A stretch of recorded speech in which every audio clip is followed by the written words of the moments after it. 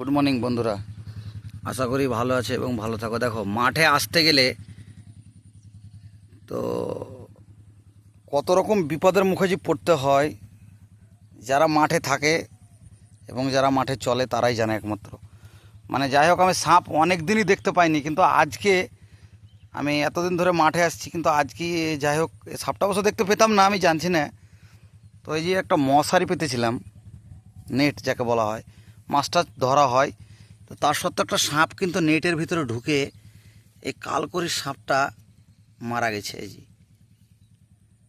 এই যে বিষাক্ত একটা সাপ। এই সাপটা, এই সাপে যদি কামড়ে দেয় তাহলে মানুষের পক্ষে বাঁচা খুব মুশকিল হয় একদম। কালখড়ির যাকে বলা হয় একদম। এই জি অনেকে হয়তো বিশ্বাস করে না। আরে দেখো দেখো, মাছ লড়ছে বন্ধুরা, দেখো দেখো মাছ লড়ছে, দেখো এখনও। তো এখানে মাছ অবশ্য আছে। তো যাই হোক, এখন আমি হাত দিচ্ছি না, আগে যাই হোক এর ব্যবস্থাটা আগে করে আসতে হবে। তো যাই হোক বন্ধুরা, মাঠে ঘাটে গেলে একটু সাবধানে অবশ্যই যেও। আর হাতে লাঠি অবশ্যই আমার ছিল না, তবে আমি লাঠিটা এইখান থেকে নিয়েছি, মশারির লাঠি পোতা ছিল। তো যাই হোক বন্ধুরা, দেখে শুনে একটু চলবে।